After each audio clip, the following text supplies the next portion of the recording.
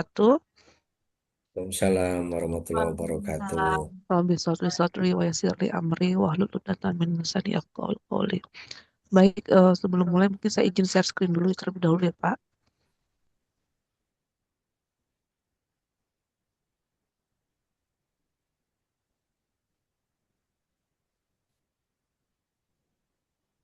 Baik, apa sudah terlihat? Ya, Bu.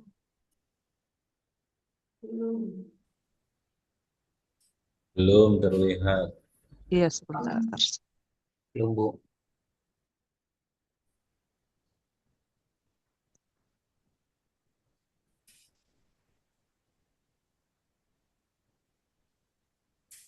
Sudah terlihat Pak?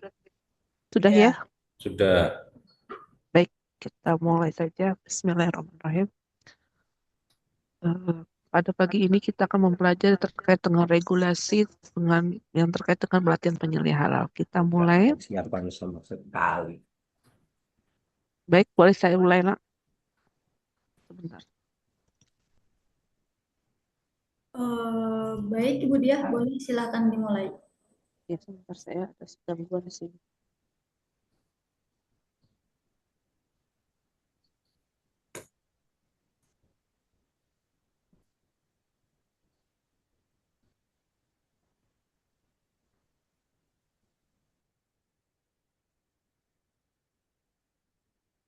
Ya, Mbak, saya ada gangguan di sini. Saya-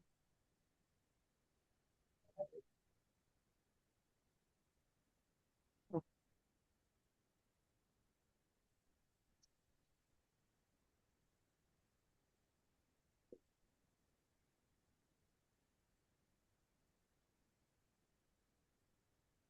Buka kata kami kok, kok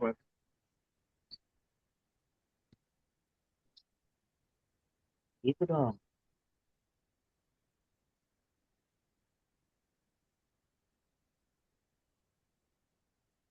Emil. Ya, saya share ulang kembali ya. ya makanya tadi belajar dulu.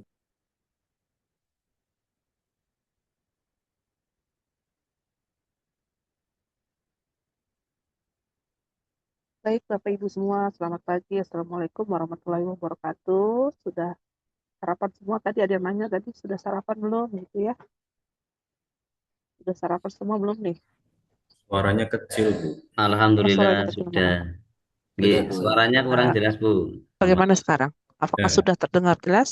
sudah terdengar. Lebih jelas sekarang. Oke, Jelas, kita Bu. biar semangat ya. Saya ulang lagi. Assalamualaikum warahmatullahi wabarakatuh. Waalaikumsalam Waalaikumsalam warahmatullahi warahmatullahi Waalaikumsalam wabarakatuh. warahmatullahi wabarakatuh. wabarakatuh. Semoga yang menjawab doa saya, semua masalahnya bisa lancar dimudahkan oleh Allah Subhanahu wa taala. Amin ya Rob. Mudah-mudahan Amin. yang menjawab doa saya bisa lulus dengan nilai bagus di pelatihan ini. Amin. Oke, kita sudah semangat ya. Kita mulai dengan pendahuluan. Oke, apa itu di pendahuluan? Kita mulai pendahuluan dengan membaca suatu surat cinta. Surat cinta dari siapa? Dari Allah ya. Di surat Quran, Quran surat Al-Baqarah ayat 2, Quran surat Al-Baqarah yang merupakan surat kedua di ayat 168 yang menyatakan bahwa ya ayuhan nasu kulu mimma fil arabi halalan thayyiba wala tattabi'u khutuwati syaitan innahu lakum aduwwum mubin. Apa artinya? Artinya adalah wahai manusia, makanlah sebagian makanan di bumi yang halal lagi baik dan janganlah mengikuti langkah-langkah setan. Sesungguhnya ia bagimu merupakan musuh yang nyata. Nah, surat cinta ini dari Allah itu menyatakan apa? Ini adalah surat cinta kepada seluruh manusia. Ternyata Allah itu sudah menyatakan kepada seluruh manusia, tidak hanya kepada umat muslim saja untuk memakan makanan yang halal lagi baik ya. Jadi pernyataan halal ini sudah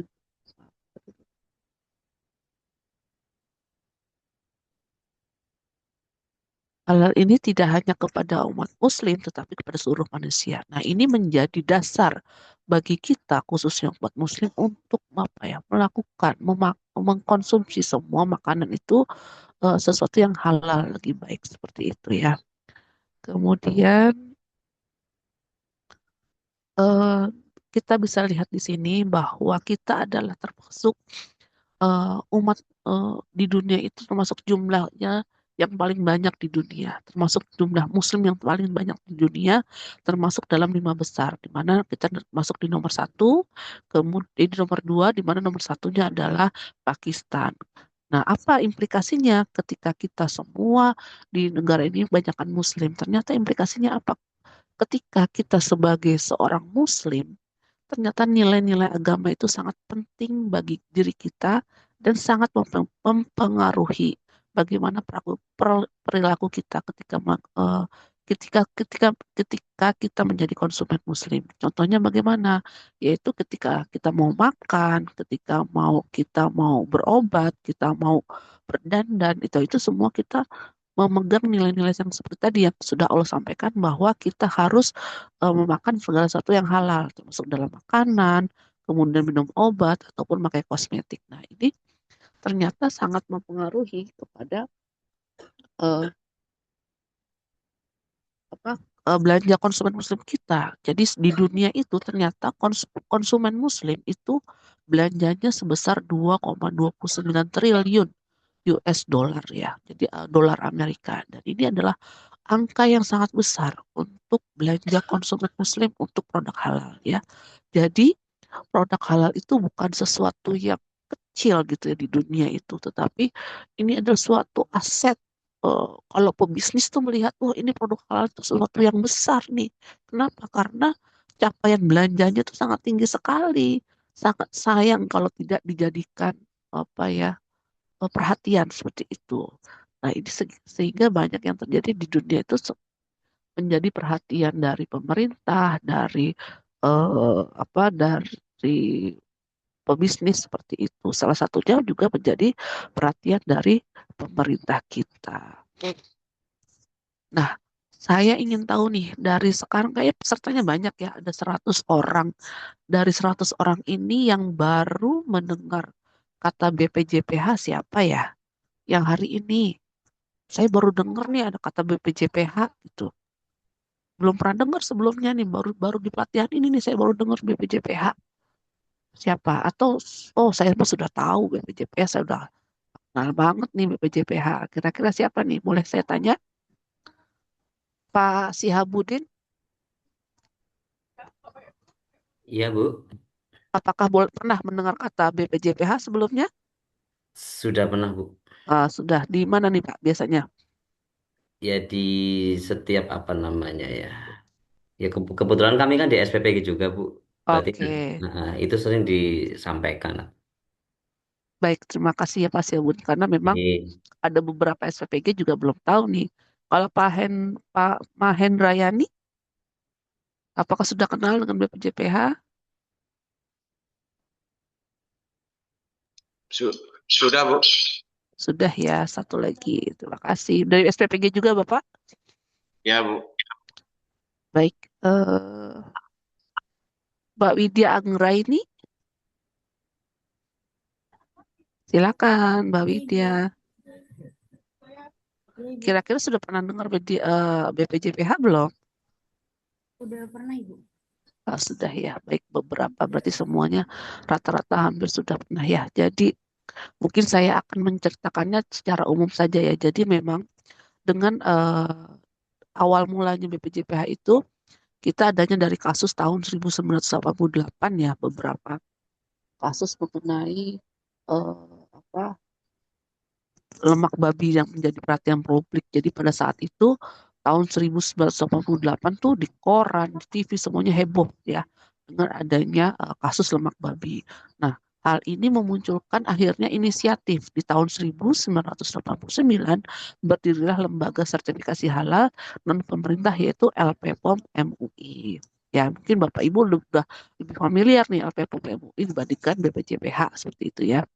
Kemudian pemerintah tadi kan sudah ini inisiatif ya melihat produk halal seperti bagaimana akhirnya di tahun 2014 pemerintah menerbitkan namanya Undang-Undang Nomor 33 tahun 2014 tentang kewajiban sertifikat halal.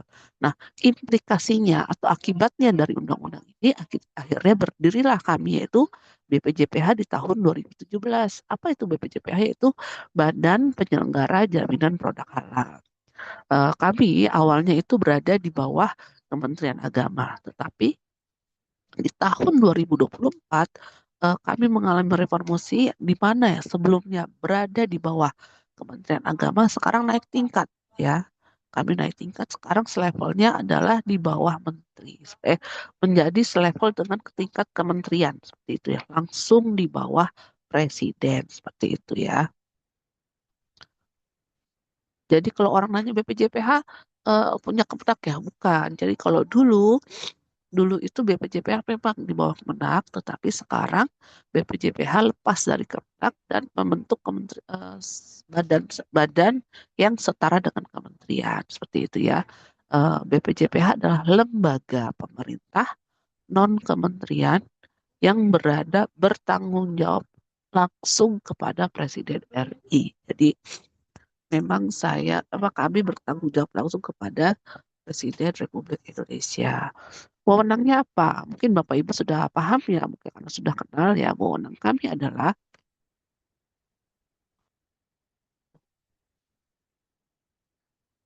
menerbitkan dan mencabut sertifikat halal dan pada produk. Ya, menerbitkan dan mencabut sertifikat halal dan label halal pada produk. Jadi Bapak Ibu, mungkin yang dulu-dulu orang udah kenal nih, yang menerbitkan sertifikat halal tuh LPPOM MUI Bu gitu ya, yang logonya hijau-hijau itu, oh iya itu dulu ya. Ketika sudah ada BPJPH, maka wewenangnya dialih tugaskan kepada kami yaitu BPJPH. Jadi semua sertifikat halal sekarang yang menerbitkan dan mencabut adalah BPJPH seperti itu. Kemudian bagaimana LPPOM MUI-nya? Apakah mereka tidak beroperasi? Oh tetap, mereka tetap mempunyai kewenangan yang berbeda. Di mana kalau LPPOM MUI itu berubah menjadi dua. LPPOM jadi lembaga pemeriksa halal dan MUI-nya tetap menjadi komisi fatwa yang menentukan fatwa. Kehalalan tetap dari komisi fatwa ya. Jadi tidak ada perubahan nih fungsinya untuk penetapan fatwa halal tetap kepada MUI. Sedangkan LPPOM-nya memang berubah menjadi lembaga pemeriksa halal bersama lembaga-lembaga yang lain. Kalau dulu LPPOM itu hanya sendiri sebagai lembaga pemeriksa halal. Tetapi sekarang itu LPH itu banyak Bapak Ibu. LPH itu ada yang dari kampus, ada yang dari yayasan, seperti itu ya. Sehingga pelaku usaha bisa memilih kira-kira LPH mana sih yang cocok dengan saya. Seperti itu. LPH mana sih yang bisa dekat dengan tempat produksi saya. Seperti itu ya. Itulah perubahan yang terjadi dengan LPH MUI dan perubahan yang ada di BPJPH. Kemudian BPJPH bekerja sama dengan siapa? Oh ini tugas dan fungsinya dulu. Selain tadi tugas dan utamanya, tugas dan fungsi BPJPH aja ada beberapa ya. Yaitu pertama, merumuskan dan menetapkan kebijakan teknis di bidang penyelenggaraan jaminan produk halal. Ya kami menetapkan nih kira-kira kebijakan apa nih yang pas ya di bidang halal ini. Bagaimana supaya jalan nih sertifikat halalnya bisa sampai ke seluruh Indonesia. Kebijakan apa seperti itu. Kemudian pelaksanaan kebijakan teknisnya di bidang penyelenggaraan jaminan produk halal. Dilihat juga kira-kira kebutuhan apa nih kebijakan teknisnya supaya bisa dilaksanakan kegiatan-kegiatan penyelenggaraan jaminan produk halal. Kemudian yang ketiga adalah melakukan koordinasi, melaksanakan tugas, pembinaan, dan pemberian dukungan administrasi kepada seluruh unsur organisasi di lingkungan BPJPH. ya. Kami ini sekarang sudah punya 10 perwakilan di wilayah. Ada beberapa provinsi, belum semua provinsi, misalkan di Sumatera Utara kami sudah punya namanya perwakilan BPJPH di provinsi, itu di Sumatera Utara. Kemudian kami juga ada di Lampung, kemudian kami juga ada di Jawa Barat, di Jawa Timur, tetapi baru ada 10 provinsi ya. Dan nanti menyusul sampai akhir tahun ini kami usahakan lebih dari separuh provinsi sudah mempunyai perwakilan BPJPH di provinsi seperti itu. Kami melakukan koordinasi juga, memberikan pembinaan juga seperti itu. Kemudian pengelolaan barang milik kekayaan negara yang menjadi tanggung jawab BPJPH itu biasanya internal ya, internal BPJPH. Kemudian selain tugas dan fungsi, kami juga wewenang ya. Wewenangnya apa? Merumuskan dan menetapkan kebijakan JPH. Ya kami berwenang nih untuk menetapkan kebijakan JPH-nya. Kemudian juga kami juga berwenang untuk menetapkan norma, standar, prosedur dan kriteria JPH ya. Jadi sebuah standar, sebuah prosedur bagaimana membuat produk supaya menjadi halal, bagaimana supaya standarnya suatu SPPG supaya nanti keluar sertifikat halalnya, itu yang menetapkan adalah BPJPH. Itu merupakan wewenang dari BPJPH. Kemudian yang ketiga adalah menerbitkan dan mencabut sertifikat halal dan label halal. Ini sudah jelas ya, saya sudah jelaskan. Kemudian melakukan registrasi sertifikat halal pada produk luar negeri. Ya. Jadi kalau produk-produk luar negeri itu ketika mau masuk ke tempat kita itu lakukan bisa dengan registrasi. Mereka melakukan registrasi sertifikat halalnya kepada kita. Itu termasuk wewenang dari BPJPH. Kemudian kami melakukan sosialisasi, edukasi, dan publikasi produk halal. Nah, salah satunya yang kita lakukan pada saat ini nih, saya melakukan edukasi kepada Bapak Ibu ketika melakukan pelatihan penyelia halal ini. Selain itu, kami juga melakukan sosialisasi kepada pelaku usaha yang ada di tempat-tempat yang ramai, keramaian, ataupun melalui media massa ataupun sosial media seperti itu yang melakukan sosialisasi terkait dengan halal. Apa sih itu halal itu atau hal-hal yang berkaitan dengan kehalalan seperti itu. Kemudian nomor 6 adalah melakukan akreditasi terhadap LPH. Apa itu maksudnya akreditasi LPH? Jadi ketika lembaga pemeriksa halal, misalnya LPH MUI mau berdiri, itu harus terakreditasi. Siapa yang melakukan akreditasinya adalah BPJPH.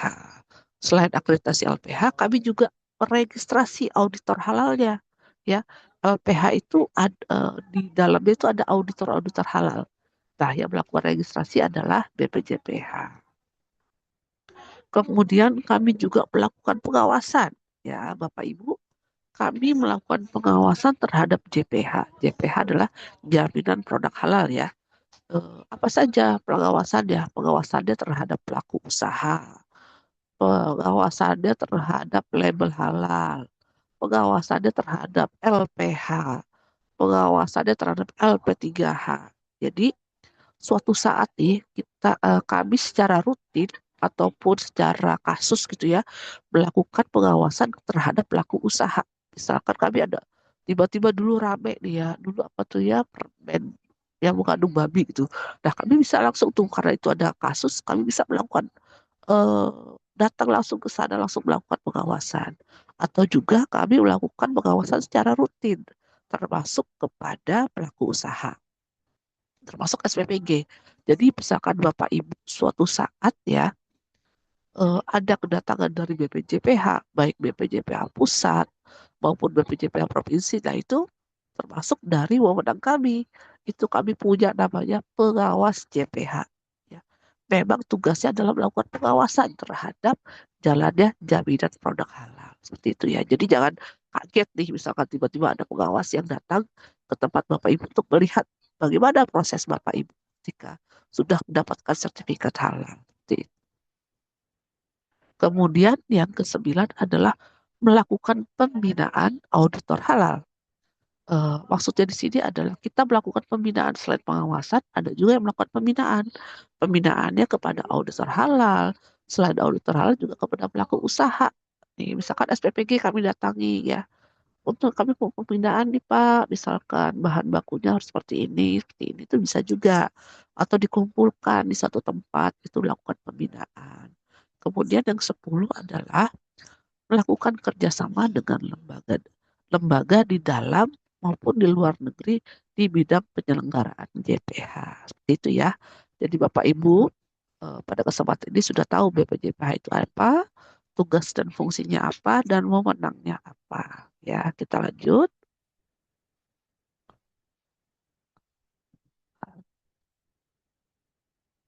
Nah, ini adalah eh, kita kerjasamanya dengan siapa saja ya. Dengan sesuai kewenangan dalam Undang-Undang 33 tahun 2014 pasal 6 BPJPH itu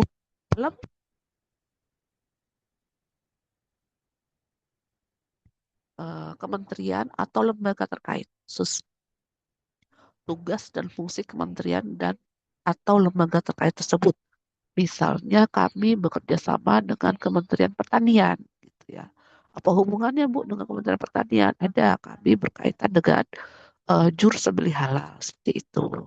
Kemudian selain kementerian, kami juga bekerja sama dengan LPH, lembaga pemeriksa halal ya, terkait dengan pengujian atau pemeriksaan.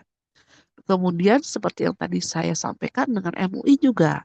MUI sebagai penetapan kehalalan produk tetap kami bekerja sama. Dan ada juga LP3H. Apa itu LP3H?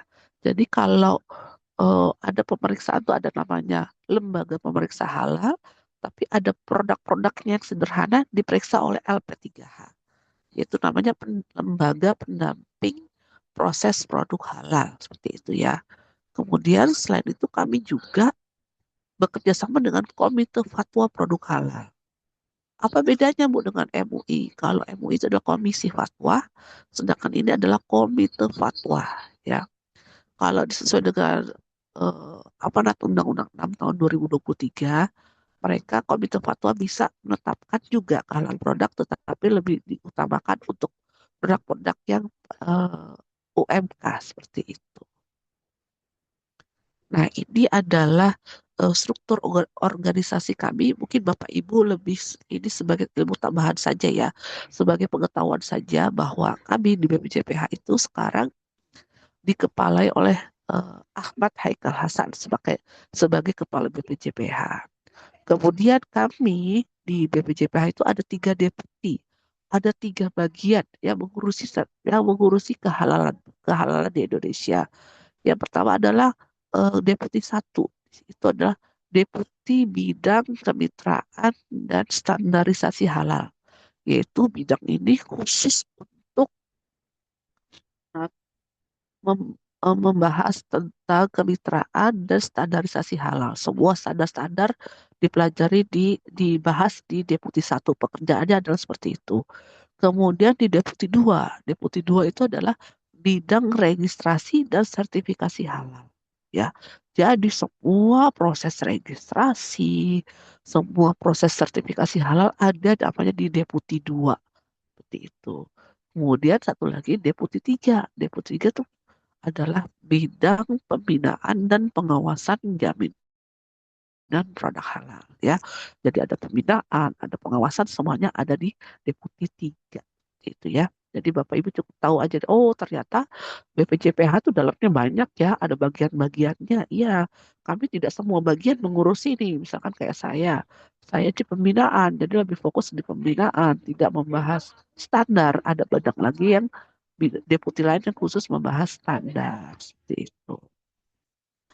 Nah, ini adalah produk-produk atau apa ya, regulasi yang memang sudah dihasilkan oleh BPJPH. Ada undang-undang, ada peraturan presiden, ada peraturan pemerintah, ada peraturan atau keputusan menteri, kemudian ada juga peraturan atau keputusan kepala badan. Nah, bagaimana Bu? Saya harus hafal semua. Oh tidak harus hafal ya. Di sini yang penting Bapak Ibu kira-kira paham nih. Kira-kira mana sih yang sesuai dengan saya? Kira-kira mana sih yang berhubungan dengan saya di SPPG, silakan dicari. Misalkan di sini tentang jenis produk yang wajib bersertifikat halal. Nah, Bapak Ibu di SPPG harus tahu nih kira-kira jenis produk yang wajib sertifikat halal mana. Ini ada di Keputusan Menteri Agama nomor 944 tahun 2024. Nah, ini silahkan dicari. Tidak perlu dihafal, tetapi dicari. Dicari kemudian dipahami tentang jenis produk yang wajib bersertifikat halal. Di mana Bu nyarinya Bu? Ya kayaknya susah deh Bu. Ada. Itu nanti ada di website kami yaitu di bpjph.halal.go.id. Silahkan Bapak Ibu mencari ya. Seperti itu. Nanti ada regulasi. Semua keluar tuh di regulasinya. Kira-kira seperti itu. Regulasi yang dihasilkan BPJPH keluar semua di situ. Tinggal dicari. Nah, baik, kita melangkah ke bagian kedua yaitu sertifikasi halal. Ya. Bapak Ibu sebagai penyelia halal harus memahami nih, kira-kira sertifikasi halal itu ya di Indonesia bagaimana. Ya. Di Undang-Undang Nomor 33 Tahun 2014 menyatakan bahwa produk yang masuk, beredar, dan diperdagangkan di wilayah Indonesia wajib bersertifikat halal. Nah, menurut Bapak Ibu nih, dengan adanya undang-undang ini, pasal ini, bagaimana nasib produk-produk yang belum bersertifikat halal atau produk-produk yang tidak memang yang haram seperti itu? Kira-kira masih boleh beredar nggak? Ada yang bisa bantu saya? Mungkin bisa diskusi?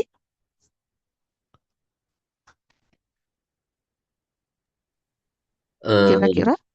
Kalau melihat isi Boleh, maaf, undang-undangnya, namanya siapa? Saya tidak terlihat ini. oh iya, nama Syihabuddin. Sihabudin, oke. Ya kalau melihat di pasal 4 tersebut, Undang-Undang Nomor 33 Tahun 2014, yang jelas berarti produk yang non halal itu ya tidak bisa beredar di Indonesia. Karena di situ sifatnya mutlak ya atau wajib. Begitu, Bu. Baik, baik Pak Sihabudin. Boleh ada lagi tambahan? Biasanya di HI ini kalau ada yang nanya dikasih ini ya poinnya. Mungkin nanti panitia mencatat nih yang sudah membantu saya ini soalnya. Pak Sihabudin. Boleh mungkin ada yang lain? Izin Iya, Bu, menjawab. akan dicatat oleh moderator. Ya, boleh. Mbak Sri Guna Darmeswari.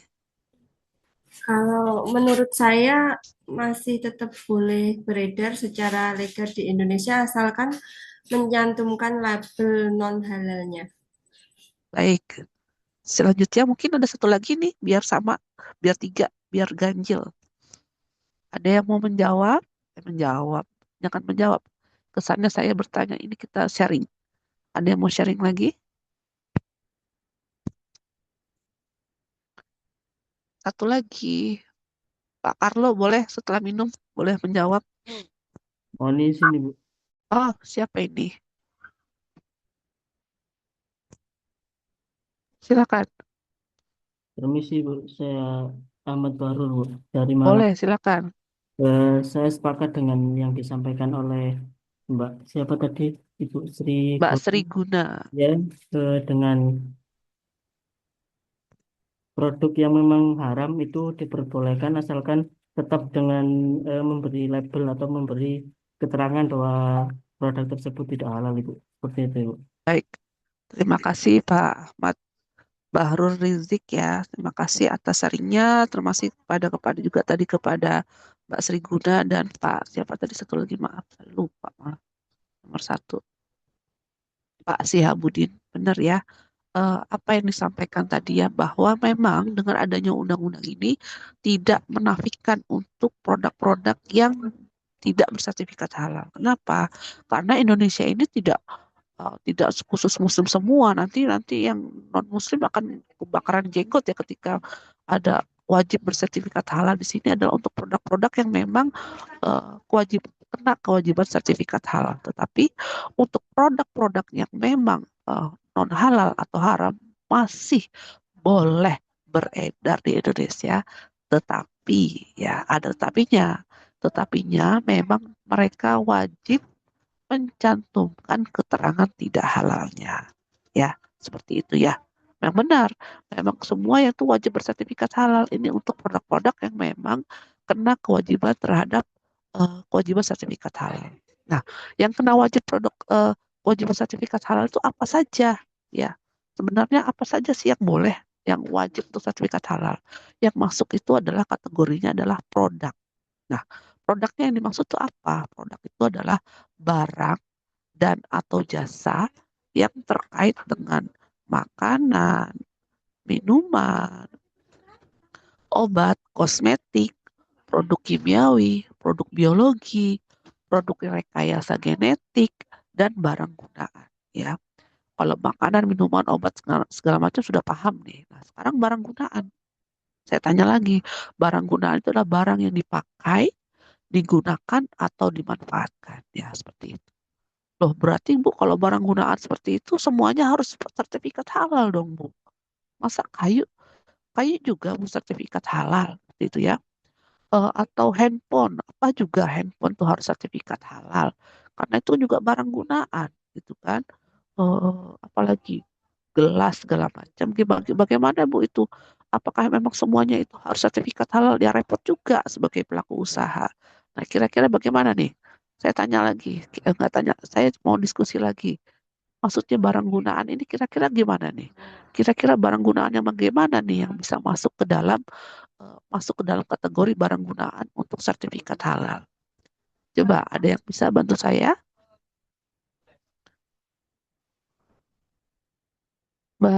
Mas Bobby Fernando boleh? Kira-kira gimana? Boleh nggak kayu tuh jadi itu? Apa? Lemari jadi harus wajib sertifikat halal. Menurut Mas Bobby Fernando gimana? Ya Bu, izin Bu. Ya, silakan.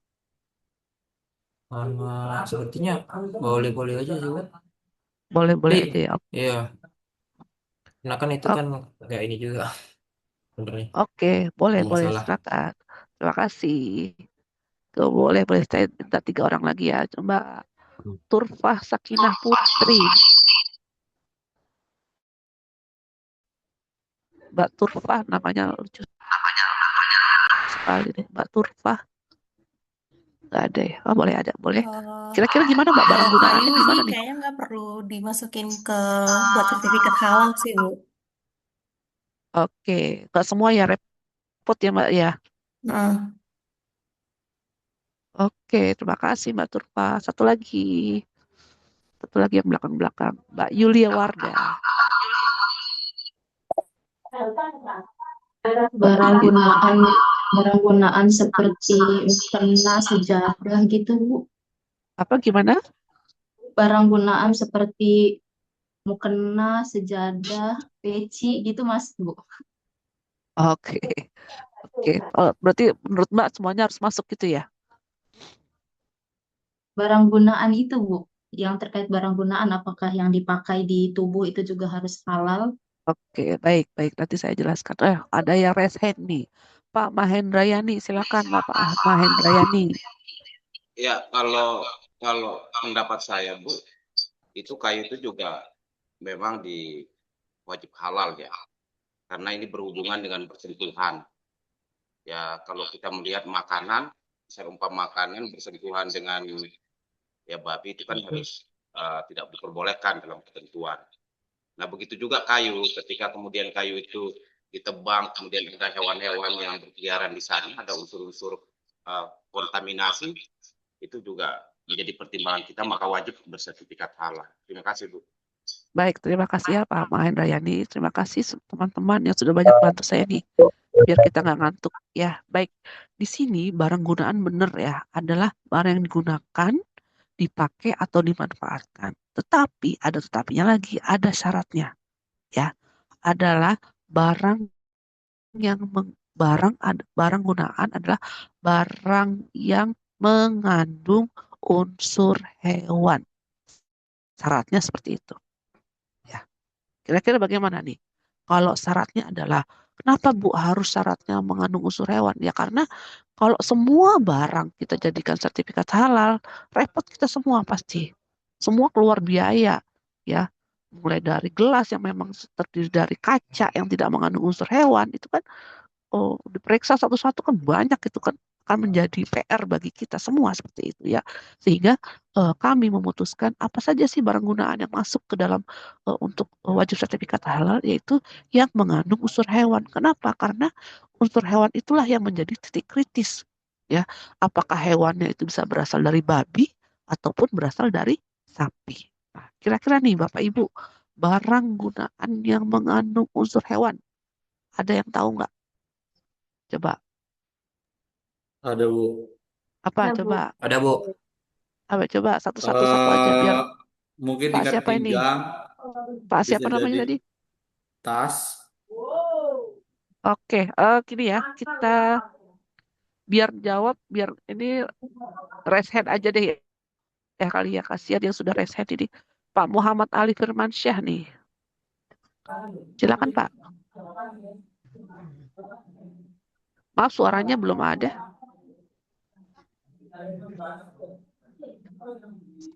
Belum ada suaranya Pak.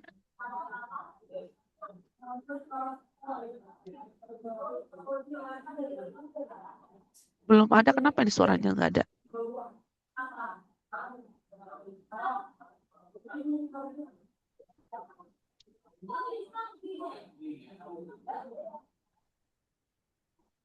Maaf Pak, belum ada nih Pak. Maaf ya Pak.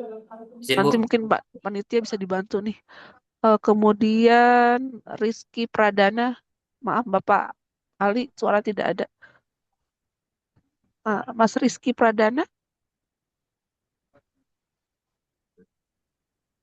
Halo, Ibu, iya. ya Mungkin, silakan coba mungkin contohnya. kita bisa sekedar, kalau dari saya mungkin tas, ikat pinggang, jaket yang berbahan dari kulit-kulit hewani itu juga penting untuk Ya, betul. sertifikasi. Baik, boleh. Terima kasih. Kemudian, maaf tadi siapa lagi ya? Pak, pindah-pindah semua nih. Saya Mbak, jawab, Bu. Sudaryanto. maaf. Dari Mbak Eksanti coba. Selain jaket kulit, apalagi tadi? Dari produk sepatu, produk Ya, tas. betul. Ya, mungkin cukup ya. Sudah paham semua kira-kira barang gunaan yang mengandung unsur hewan. Maksudnya tuh seperti itu ya. Ada dari sepatu, kulit, jaket, seperti itu ya. Nah, sepatu itu juga sering ya. Banyak sekali produk-produk impor ternyata sepatu tuh berasal dari kulit binatang. Ketika dicek ternyata dari Bu, kulit babi. Seperti itu ya. Bu, Nah, itu ya silakan Pak. Maaf. masalah tentang itu loh, Bu, apa transformasi kimia tadi yang disampaikan. Itu fatwanya bagaimana ya, Bu? Artinya kan itu kan dari produk yang haram terus jadi halal itu. Kayak semacam kulit babi dan lain-lain yang ditransformasi menjadi tas, menjadi jaket. Nah, itu fatwanya menurut ulama Indonesia bagaimana ya, Bu, sampai saat ini, Bu? Karena itu ada perdebatan, ada yang membolehkan, ada yang tidak juga membolehkan hal tersebut. Kalau untuk fatwa nanti mungkin materinya saya bukan bidang ini ya. Karena kan ya memang kan ini kan masalah halal ya, halal ya. Nah, itu kan termasuk jugaan transformasi kimia atau Bu, proses kimia kan Bu. Otomatis kan itu ada unsur yang memang di dalamnya itu ada unsur yang menurut syariatnya itu boleh dikatakan ya halal, haram. Nah, seperti itu Bu. Nah, itu bagaimana kalau memang itu terjadi untuk identifikasinya seperti itu Bu. Terima kasih. Baik Pak, sebenarnya saya ini kan bukan dari unsur agama ya. Saya tidak berani untuk memberikan penjelasan mengenai fatwa ya Bapak. Nanti di pelatihan ini mungkin ada narasumber yang terkait dengan fatwa ya, Mbak Panitia ya, Ya, dari baik. halal ya. Betul. Mengenai Saya fatwa tidak berani halal haram, terkait itu saya mengenai tidak fatwa halal berani. haram nanti ada materi dari Majelis Ulama Indonesia, Ibu. Iya, Bapak nanti bisa pertanyaan mengenai fatwa bisa ditanyakan pada materi iya, selanjutnya, Bapak. Dari Baik, baik, bukan. BPJO mungkin menjelaskan tentang regulasinya seperti apa. Ya, baik. mungkin Ya, bisa dipahami ya, Pak. Makasih, mohon Silakan maaf terima ya kasih, Pak. dilanjutkan, terima Ibu kasih. Dia. Kalau pendapat pribadi saya bisa menjawab, tapi kan ini tidak boleh itu karena Oke, kan terkait dengan fatwa, apalagi ini hal haram, aduh berat oke. saya nanti. Nanti saya Iya. di Ya, soalnya masalahnya kan saya seperti kan itu ya. cuma bertanya tentang standar halalnya Indonesia itu kan terkait dengan produk yang bertransformasi kimia itu loh Bu, seperti itu Bu. Baik, untuk tetapan halal tetap di fatwanya sih Pak. Kami tidak Ya, untuk standarnya ya nanti paham. kita lihat Ya, aja. Baik, baik. kita Makasih ya lanjut Bu ya. ya. Karena di sini untuk barang gunaan sudah mulai paham ya, sudah bisa membedakan barang-barang gunaan mana yang memang masuk ke dalam wajib sertifikat halal ataupun barang-barang gunaan mana yang tidak perlu untuk mendapat sertifikat halal seperti itu ya. Kemudian di sini kami sudah membagi 3 kategori produk, yaitu produk wajib halal, kemudian ada produk tidak wajib halal, dan produk yang wajib memberikan keterangan mengandung bahan tidak halal. Ya, kalau di wajib halal di sini sudah ada keputusan Menteri Agamanya tahun 748 tahun 2021. Produk yang wajib bersertifikat halal dan produk luar negeri. Di sini Bapak Ibu bisa mempelajarinya, ya, regulasinya. Bisa baca satu-satu kira-kira produk apa sih yang wajib bersertifikat halal. Di antaranya itu adalah di restoran, kaki lima, maupun produk-produk yang melalui proses pengolahan seperti itu. Kemudian yang kedua ada juga produk-produk yang tidak wajib halal. Nah, yang tidak wajib halal pun kami sudah berikan regulasinya di Keputusan Menteri Agama nomor 1360 tahun 2021 tentang bahan yang dikecualikan dari kewajiban bersertifikat halal. Contohnya adalah telur, sayuran, seperti itu. Nah, seperti yang tadi, untuk yang tidak halal, boleh silakan dengan memberikan keterangan mengandung bahan tidak halal. Seperti ini ya, ada tulisan babinya, ataupun menggambar babi, ataupun tulisan mengandung alkohol, seperti itu ya. Untuk saat ini regulasinya kami belum memutuskan apa namanya keterangan tidak halal seperti apa sih, belum belum belum belum ada kesepakatan gitu ya, secara standarnya masih masih bebas ya, kadang-kadang ada yang gambar babi atau tulisannya mengandung babi atau gambar anjing atau seperti itu ya, jadi belum diatur di kami seperti itu. Baik, di sini adalah penahapan kewajiban sertifikat halal ya. Di Undang-Undang 2024 memang kami sudah memberikan kewajiban untuk sertifikat halal. Nah, kewajiban sertifikat halal itu tidak hanya semuanya langsung gitu ya. Harus per tahun ini semua wajib sertifikat halal. Nah, itu agak berat ya. Kalau semuanya langsung itu agak berat, sehingga kami membagi beberapa untuk penahapan kewajiban sertifikat halal, yaitu di tahun 2024 untuk makanan dan minuman, jasa dan hasil sembelihan, bahan baku, bahan tambahan. Kemudian di 2026 ada obat tradisional dan suplemen, ada kosmetik, produk kimiawi dan rekayasa genetik, dan barang gunaan. Nah, di 2026 ini harusnya di 2024 itu makan dan minuman itu harusnya sudah wajib ya, tetapi di tahun 2024 yang lalu tuh ternyata banyak sekali pelaku usaha yang kecil dan mikro itu yang apa ya, yang keberatan lah ketika tahun 2024 itu, yang banyak yang belum bersertifikat halal. Akhirnya pada saat itu Presiden memberi kelonggaran bahwa untuk UMK atau pelaku usaha yang kecil dan mikro itu baru wajib di tahun 2026 ya. Di tahun ini per Oktober 2026 itu kami mewajibkan untuk semua makanan dan minuman untuk wajib bersertifikat halal, sehingga akhirnya apa namanya, maaf sebentar, diharapkan nanti per Oktober kami per apa, per tahunnya itu dihitungnya per Oktober, karena memang kelahiran BPJPA di Oktober, sehingga semua regulasi di dasarnya adalah per Oktober. Jadi untuk kewajiban sertifikat halal ini di tahun 2026 adalah di Oktober 2026 seperti itu ya. Kemudian ada lagi di penahapan di 2029, 2034 sampai 2039 untuk alat-alat kesehatan seperti itu. Nah, ini adalah mekanisme ya sertifikat halal yang ada di Indonesia. Bapak Ibu sebagai penyelia halal wajib memahami apa sih sebenarnya mekanisme sertifikat halal di Indonesia. Di Indonesia kami membagi ada 2 mekanisme sertifikat halal, yaitu pertama adalah reguler, yang kedua adalah self declare ya. Kalau reguler itu apa, self declare itu apa? Kita pelajari ya sama-sama ya. Kalau reguler itu adalah sertifikasi halal melalui pemeriksaan dan atau pengujian kehalalan produk oleh LPH Ya, seperti saya sampaikan tadi, LPH itu adalah lembaga pemeriksa halal. Bagaimana siapa saja yang masuk reguler ini, yaitu pelaku usaha dengan skala usaha besar, menengah, kecil, dan mikro. Jadi semua pelaku usaha bisa masuk di skala usaha ini. Kemudian produknya apa saja? Produknya itu adalah barang dan jasa. Seperti itu ya. Kemudian aktor pemeriksaannya siapa? Yang melakukan pemeriksaan adalah auditor halal pada lembaga pemeriksa halal. Ya, jadi ketika nanti diperiksa oleh LPH, yang datang adalah auditor halal seperti itu. Kemudian ditetapkan fatwa halalnya oleh Komisi Fatwa MUI atau Komite Fatwa Produk Halal seperti itu. Durasi kerjanya 21 hari kerja dari awal sampai akhir. Jika tidak ada pengembalian, tidak ada perbaikan, itu 21 hari kerja diharapkan bisa selesai. Nah, itu adalah reguler ya.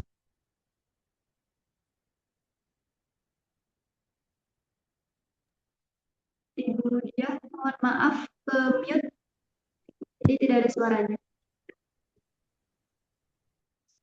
Nggak ada suaranya. Sudah ada sekarang. Baik, saya ulangi sampai mana tadi ya. Self declare adalah sertifikasi halal yang dilakukan berdasarkan pernyataan pelaku usaha. Maksudnya bagaimana, Bu? Boleh nih pernyataan pelaku usaha saja. Boleh bilang, saya misalkan pisang goreng. Pisang goreng saya halal loh. Itu boleh, Bu, seperti itu. Ya, boleh. Itu namanya self declare ya. Jadi seorang pelaku usaha misalkan pisang goreng. Pisang goreng saya halal loh. Karena apa? Karena saya pakai pisangnya yang sudah pasti halal. Kemudian saya pakai minyak gorengnya sudah pasti halal.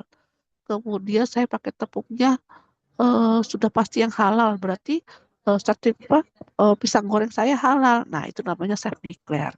Tetapi lagi ya, ketika pelaku usaha menyatakan barangnya itu halal, harus ada yang mendampingi. Namanya pendamping proses produk halal, gitu ya.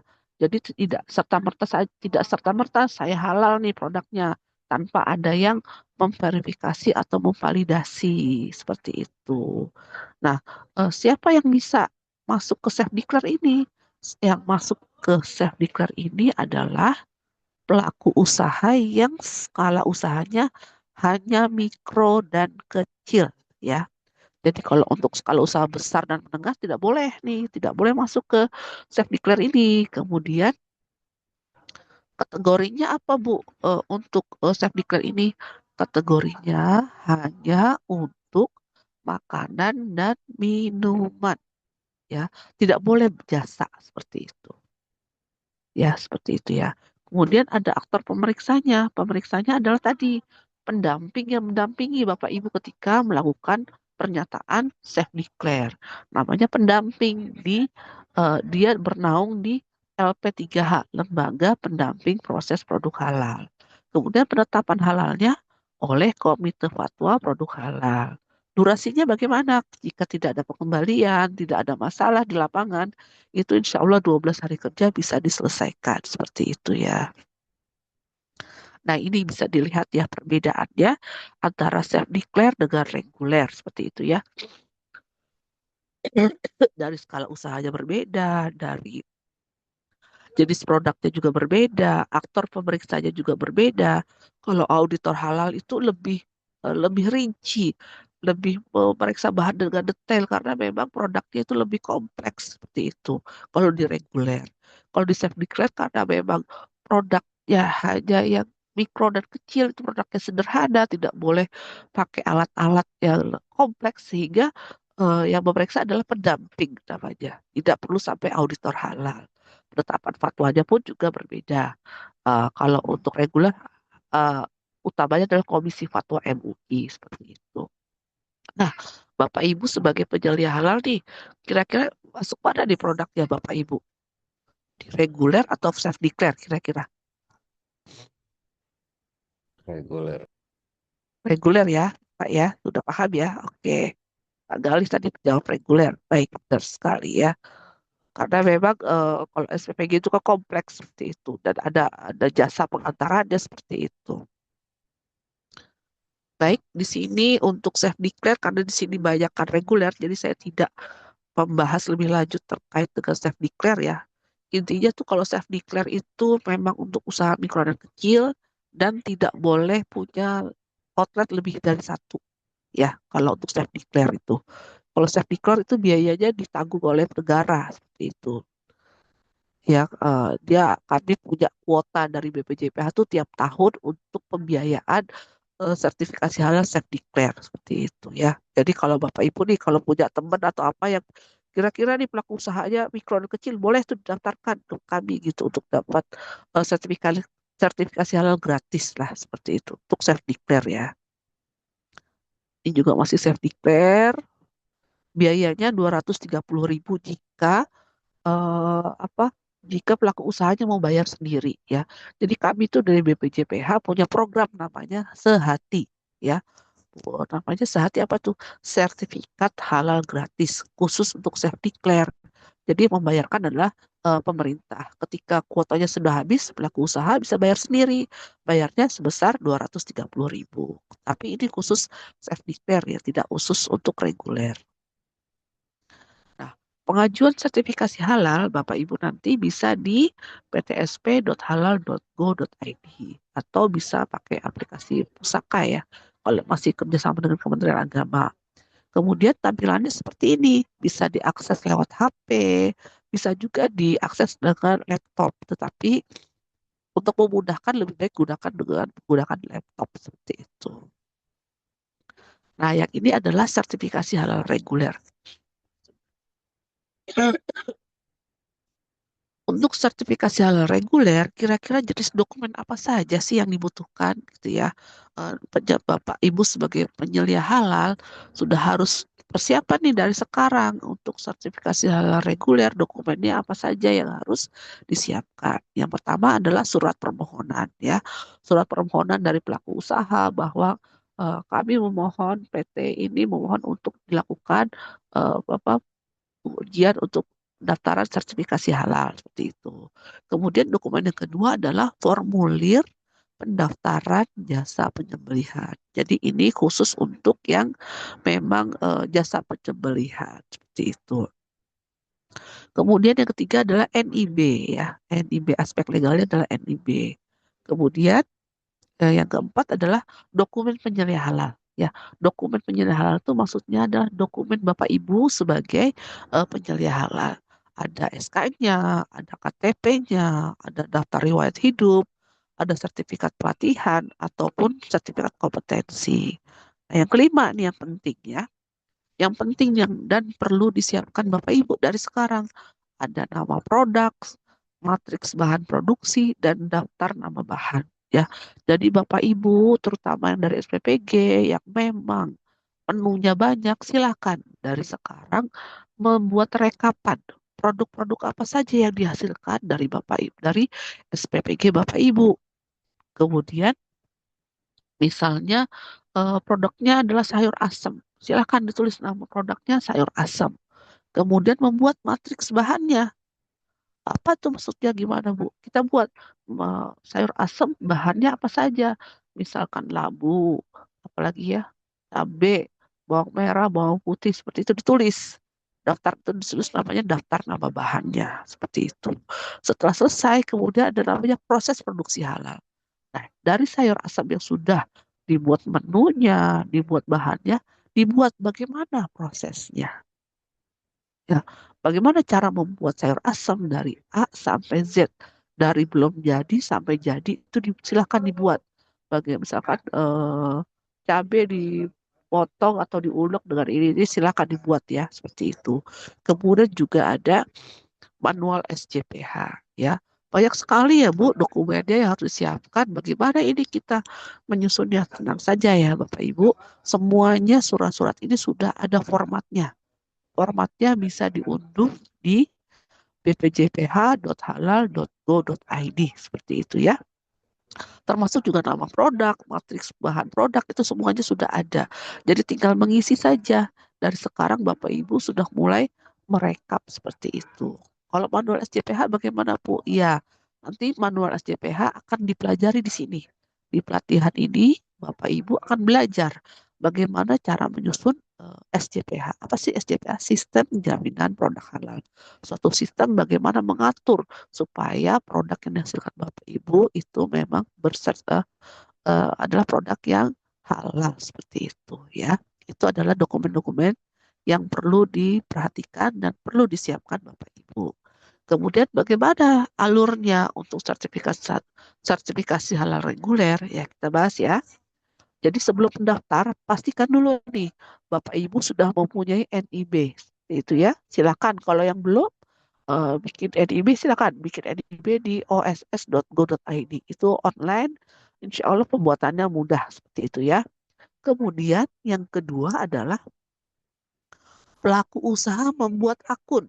Kemudian mengajukan permohonan sertifikat halal dengan mengisikan data dan mengunggah dokumen persyaratan melalui ptsp.halal.go.id ya.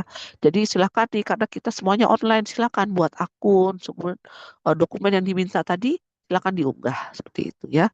Setelah diunggah kemudian BPJPH akan melakukan verifikasi kesesuaian data dan kelengkapan dokumen permohonan seperti itu ya. Setelah itu kemudian nanti setelah itu akan ada perhitungan dari LPH. Kira-kira biayanya berapa nih? Dan mengisikan biaya pemeriksaan diri halal. Kemudian nanti diinformasikan nih kepada pelaku usaha. Ini pelaku usaha ini dari LPH kira-kira biayanya segini. Keberatan atau tidak? Jika tidak ada keberatan, silakan pelaku usaha melakukan pembayaran melalui virtual account sesuai dengan kode pembayaran yang tertera pada invoice di halal ya. Kemudian setelah dilakukan pembayaran, BPJPH melakukan verifikasi dan menerbitkan surat tanda terima dokumen di halal seperti itu ya. Kemudian setelah itu nanti LPH nanti sudah tuh bolanya pindah ke LPH. Nanti LPH yang akan melakukan proses audit dan mengunggah laporan di halal. Ya, ketika audit mereka akan datang ke tempat Bapak Ibu untuk melihat gudangnya, melihat proses produksinya, bagaimana alurnya semuanya ya. Kemudian mereka melakukan pelaporan ya, kemudian dilaporkan ke Komisi Fatwa. Nah, di Komisi Fatwa mereka bersidang nih.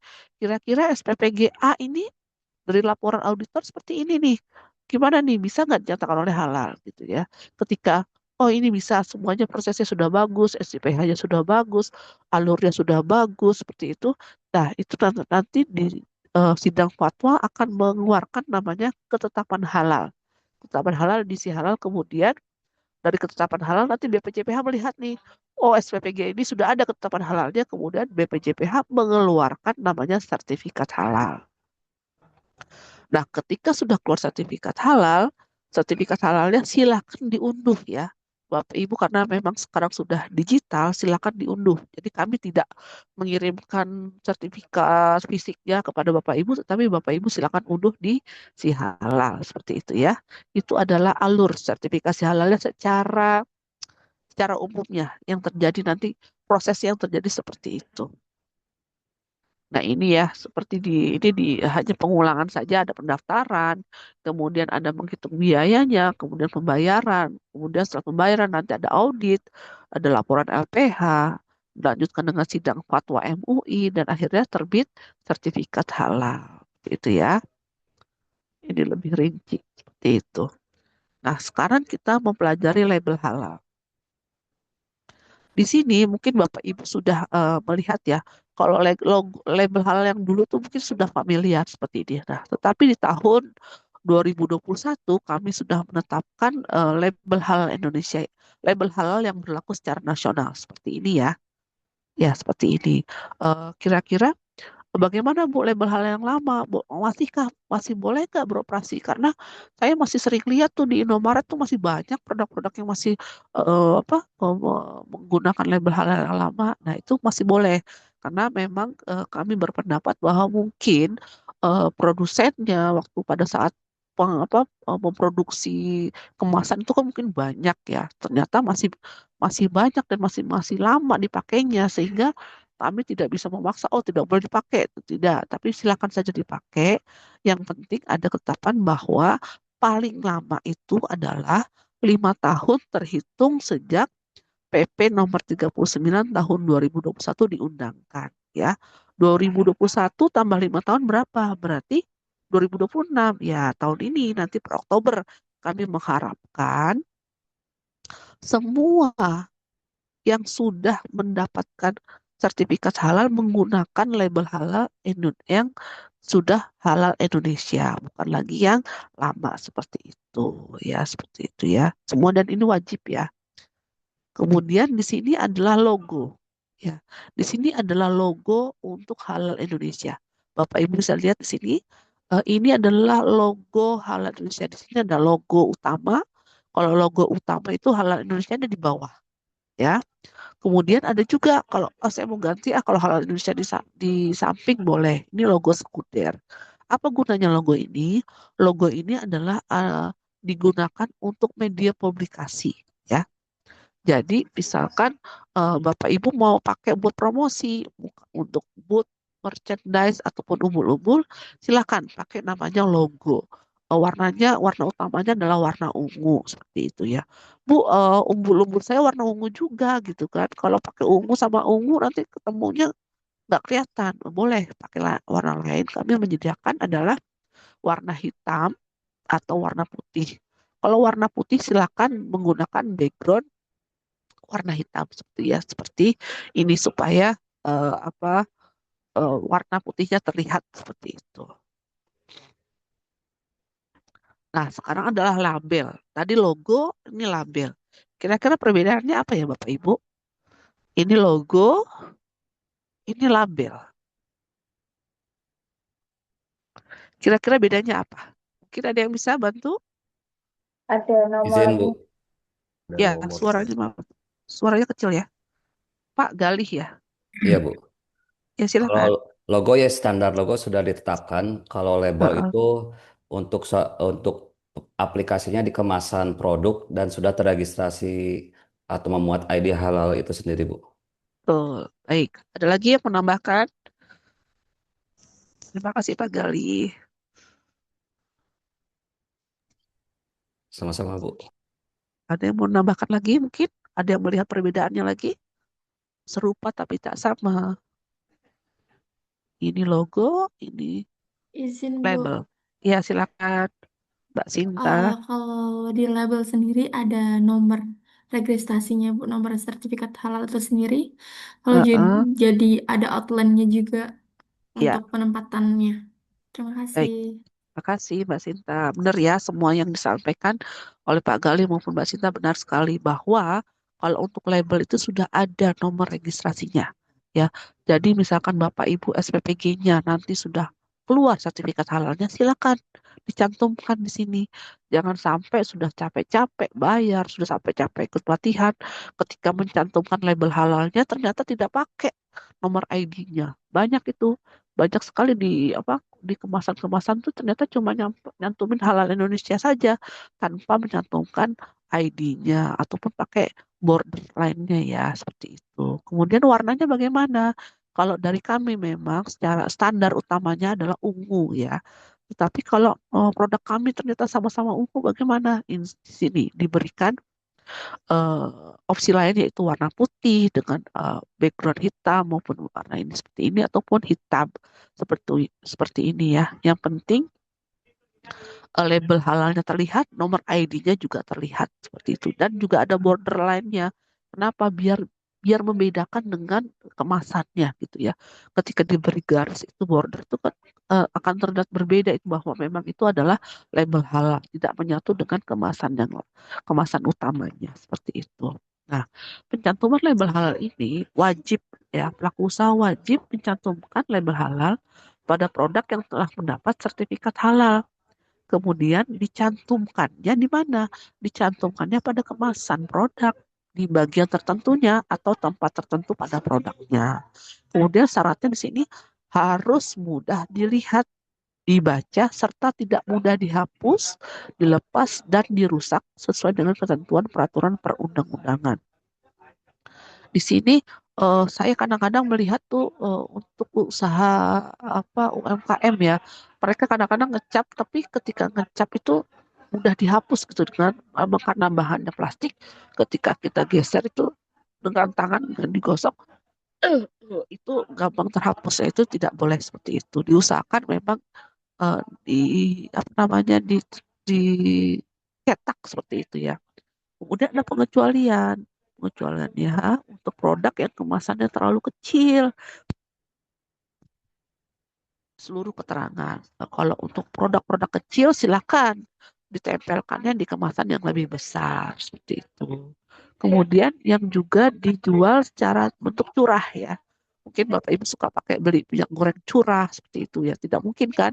Dia kan tidak ada labelnya. Nah, itu biasanya ditempelkannya di dus yang lebih besar seperti itu. Atau misalkan kue-kue basah gitu ya. Kue basah kan tidak mungkin juga ditempel di ditempelkan ditempelkan di apa kue-kue basahnya. Nah, itu bisa ditempelkan di kiosnya seperti itu ya atau di dusnya seperti itu. Nah, sekarang kita akan belajar mengenai penyelia halal. Kalau saya dari sekilas saya yakin Bapak Ibu di sini mungkin sudah tahu pengertian penyelia halal ya. Karena tadi sudah kenal dengan BPJPH, sudah paham tadi ya. Kira-kira penyelia halal itu apa sih? Ya, coba ada yang bisa bantu saya nggak? Saya yakin sih sebenarnya sudah pada tahu nih penyelia halal itu apa gitu. Boleh Pak Ahmad Ferdian?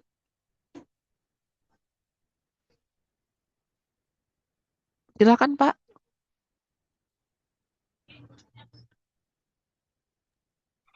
Mohon izin Ibu, Ya Eh, silakan. penyelia halal itu sepengetahuan saya itu adalah orang-orang yang ditunjuk untuk memastikan semua proses produksi makanan ataupun minuman benar-benar halal yang sesuai standar dengan BPJH, BPJPH. Baik, terima kasih Bapak Ferdian. Siap. Kira ada yang mau nambahkan? Satu lagi deh, Ibu, Pak Irfan Diana coba Irfan Diana. Coba cewek. ini Ya Ibu, silakan. kalau menurut saya penyelia halal itu adalah orang yang memang membantu proses produk-produk yang mau atau dikasih sertifikat halal atau proses pembuatan sertifikat halal gitu. Terima kasih Bu. Baik, terima kasih ya. Dan ya cukup ya karena memang dua ini. Atau satu lagi deh boleh. Salsabila Kilvi. Salsabila Kilvi. Silakan. Terima kasih atas waktunya Ibu. Kalau Silakan menurut Mbak. saya penyelia halal itu yang menjadi wadah buat apa, melakukan sudah melakukan pendaftaran. Jadi yang terjun langsung itu kan penyelia halal itu tadi yang menginspeksi apakah sudah sesuai sama ketentuan dari BPJP tersebut. Baik. Cukup Mbak Salsabila? Terima kasih. Baik. Dari tiga ini sudah cukup ya. Saya rasa sudah cukup. Terima kasih teman-teman yang lain yang belum menjawab. Diberi kesempatan menjawab ya. Secara umum memang benar semua apa yang disampaikan teman-teman tiga tadi ya. Yang dimaksud dengan penyelia halal itu adalah orang yang paling bertanggung jawab terhadap proses produk halal ya. Produk halal di mana? Produk halal di tempat Bapak Ibu bekerja ya. Jadi Bapak Ibu itu adalah orang yang paling punya tanggung jawab ya untuk kehalalan produk Bapak yang dihasilkan.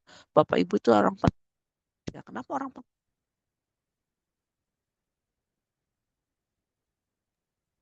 Mohon izin Bu, suaranya hilang. Aduh, oh iya nih. Udah Bentar ya. terdengar lagi Bu. Iya, iya, iya. Maaf, ini HP-nya gerak-gerak sendiri. Ya, jadi Bapak Ibu adalah orang yang paling punya tanggung jawab terhadap proses produk halal. Ya, kenapa penting? Dan termasuk orang penting. Kenapa penting? Karena ketika eh, pelaku usaha mau mendaftarkan usahanya ke apa untuk mendapatkan sertifikat halal harus punya penyelia halal. Penting kan Bapak Ibu ya, harus dimiliki nih sebuah penyelia halal. Makanya Bapak Ibu direkrut untuk menjadi penyelia halal dan mengikuti pelatihan. Karena memang itu salah satu syaratnya untuk mengajukan permohonan sertifikat halal. Seperti itu ya.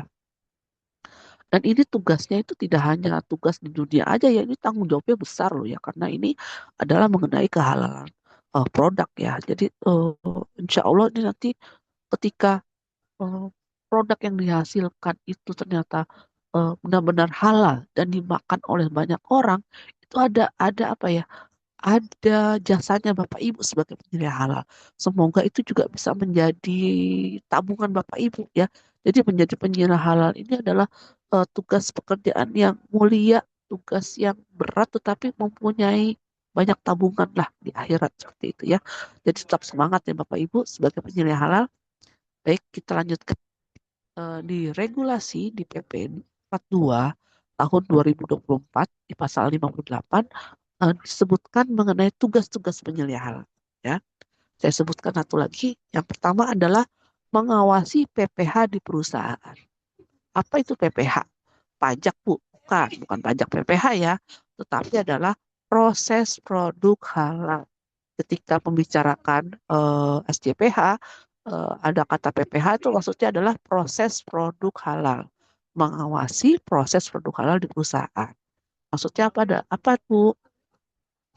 Maksudnya adalah penyelia halal itu harus bisa mengawasi bagaimana proses dari barang masuk sampai barang jadi. Bapak Ibu harus mengawasi supaya memang semua yang dihasilkan tuh benar-benar halal, gitu ya. Bagaimana ketika barang masuk, ada nggak nih kira-kira titik kritisnya di sini? Ada nggak apa bisa nggak ada barang-barang yang memungkinkan ada kontaminasi di barang masuk. Kemudian diawasi lagi di tempat produksi. Ada nggak kita kira-kira kegiatan produksi yang memungkinkan ada kontaminasi. Kemudian ketika distribusi, ada nggak semuanya apa namanya ada kontaminasi lagi nggak? Nah itu perlu diperhatikan eh, oleh penyelia halal. Kemudian yang kedua adalah menentukan tindakan perbaikan dan pencegahan. Maksudnya bagaimana Bu? Tindakan perbaikan dan pencegahan. Jadi ketika Bapak Ibu sudah mengawasi nih semua proses, ternyata di proses masuk nih, oh ada ini nih, ada hewan bisa berkeliaran nih yang memungkinkan terjadinya kontaminasi. Nah Bapak Ibu bisa lapor kepada owner Bapak Ibu, Pak ini tolong nih ada perbaikan, tolong sebagai pencegahan supaya nanti tidak terjadi kontaminasi, silakan untuk proses apa awal tuh tempat masuk barang tolong dikasih sekat atau apa. Itu boleh. Dan penyedia halal memang tugasnya untuk melakukan tindakan perbaikan. Kemudian mengkoordinasikan PPH. Bagaimana mengkoordinasikan proses produk halal? Nah, ketika Bapak Ibu mengawasi itu kan panjang ya prosesnya ya Bu ya. Dari barang masuk sampai barang sampai. Itu kan nggak mungkin Bapak Ibu mengawasi satu-satu gitu kan. Duh capek sekali gitu ya. Bagaimana nih? Nah itu butuhnya adalah koordinasi. Bagaimana koordinasinya? Bapak Ibu sebagai penyedia halal boleh mengangkat anggota. Ya, mengangkat anggota apa? Anggota sebagai penyedia halal. Jadi penyedia halalnya Bapak Ibu saja satu ya. Tetapi Bapak Ibu boleh punya tim ya, punya tim penyedia halal sebagai anggota, misalkan dari tempat produksi, dari barang masuk, Bapak Ibu ambil satu orang nih. Saya mau ambil satu orang sebagai koordinator untuk barang masuk. Gitu. Kemudian di proses produksi, silahkan ambil satu lagi. Gitu. Ambil satu orang lagi. Kemudian di packaging, silahkan ambil satu lagi. Sampai pendistribusian silahkan diambil, dijadikan tim penyelia halal. Ya, nanti jadi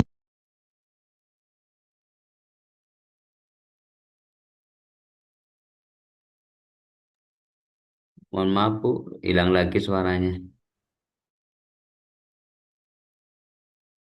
Tidak terdengar, Bu.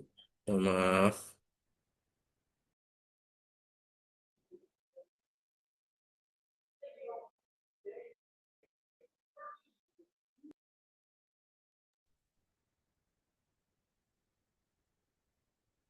putus tadi ya.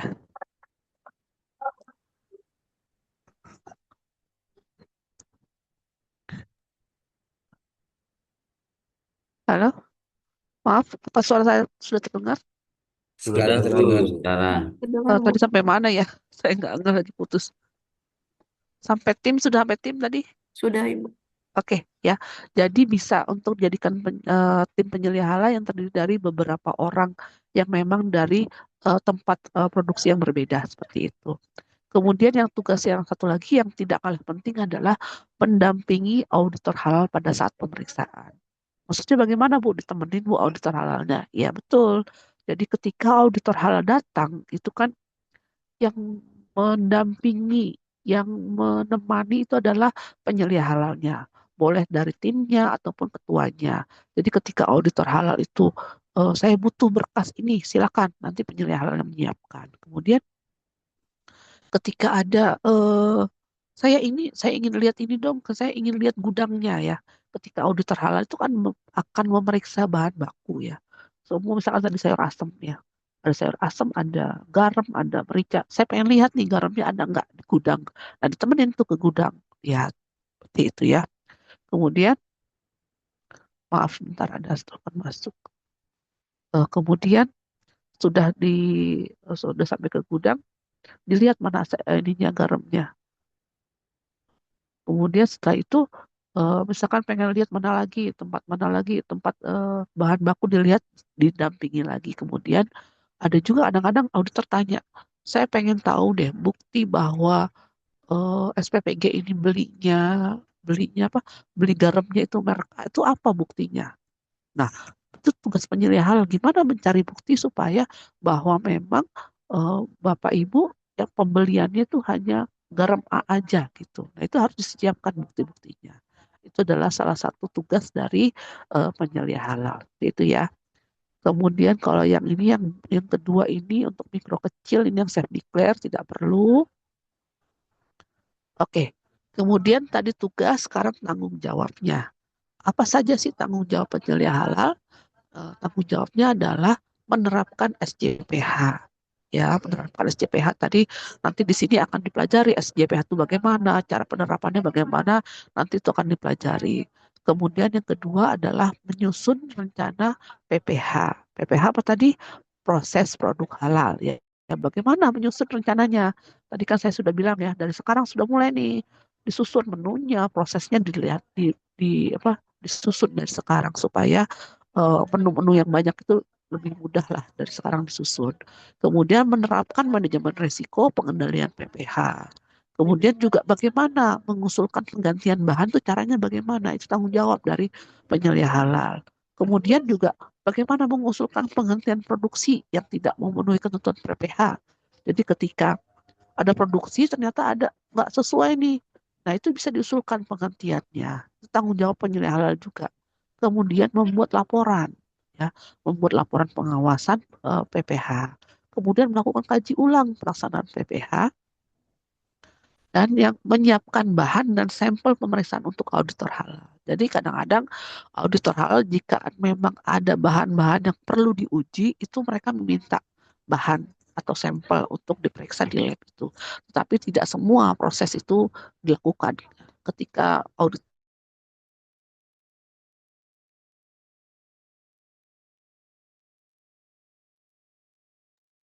Ibu suaranya hilang lagi, Bu. Hilang lagi suaranya, Bu. Masih hilang, Bu, suaranya, Bu. Gak ada suaranya, Bu. Ya Allah. Suaranya hilang lagi, Bu. Suaranya hilang. Gimana sekarang? Sudah? Sudah. Sekarang sudah, Bu. Kenapa ya? Hilang. Sampai mana tadi? Menunjukkan bukti ya. Sudah sampai menunjukkan bukti? Sudah ya. Menunjukkan bukti dan memberikan keterangan yang benar selama proses pemeriksaan ya. Itu tadi sudah termasuk saya jelaskan ketika proses pendampingan pendampingan auditor halal. Ini untuk self declare tidak perlu. Ya, di sini saya untuk PP 42 tahun 2024 pasal 60 terkait dengan persyaratan. Saya yakin Bapak Ibu sudah sesuai persyaratan. Kenapa? Karena sudah ditetapkan sebagai penyelia halal ya, yaitu beragama Islam, memiliki wawasan luas, dan memahami syariat tentang kehalalan.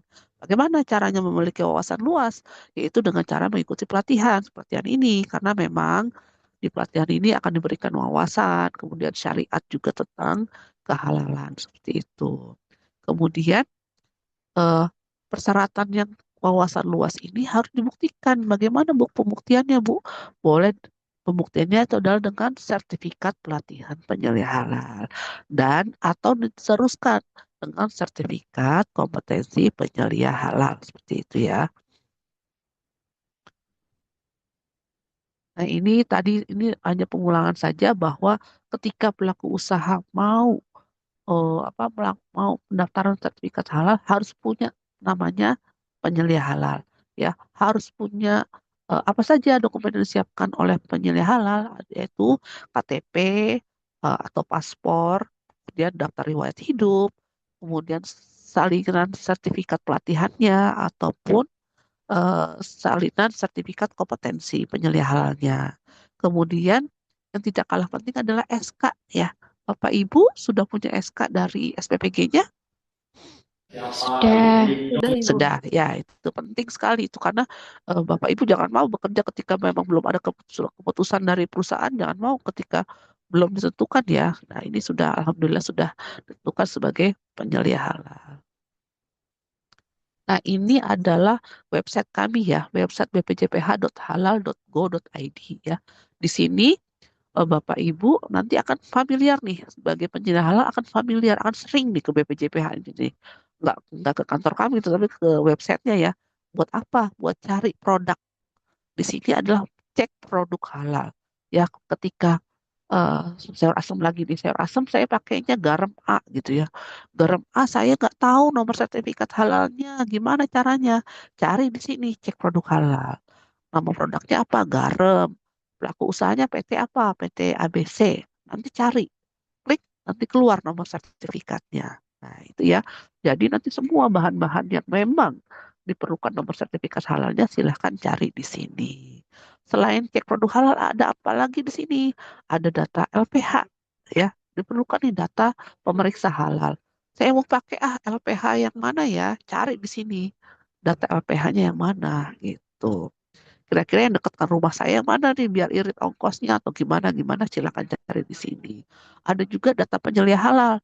Kalau Bapak Ibu nanti sudah ikuti pelatihan, itu nanti akan terregistrasi, nanti akan muncul data Bapak Ibu sebagai penyelia halal di web kami. Seperti itu. Baik, mungkin itu saja ya yang bisa saya sampaikan terkait regulasi penyelia halal. Mungkin saya bisa kembalikan lagi kepada panitia, silakan. Moderator, Baik, Mbak terima Elisa. kasih Ibu Eka Susiana. Terima kasih atas pemaparan materi yang sangat jelas dan juga insightful. Semoga apa yang disampaikan oleh Ibu Ibu Eka dapat menambah wawasan kita dan pemahaman kita sebagai penyelenggara halal. Oke, baik selanjutnya kita akan memasuki sesi Q&A atau sesi tanya jawab ya Ibu. Kami persilakan kepada Bapak Ibu peserta pelatihan penyelia halal SPPJ untuk jika ingin bertanya untuk raise hand atau mengangkat tangan atau menuliskan pertanyaannya di kolom chat. Mohon untuk menyebutkan nama ya Bu, menyebutkan nama atau dari SPPJ mana sebelum menyampaikan pertanyaan. Jadi silakan.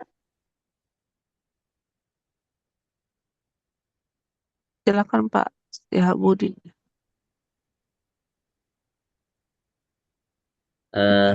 Baik, terima kasih Bu untuk mengawali di sesi pertanyaan ini.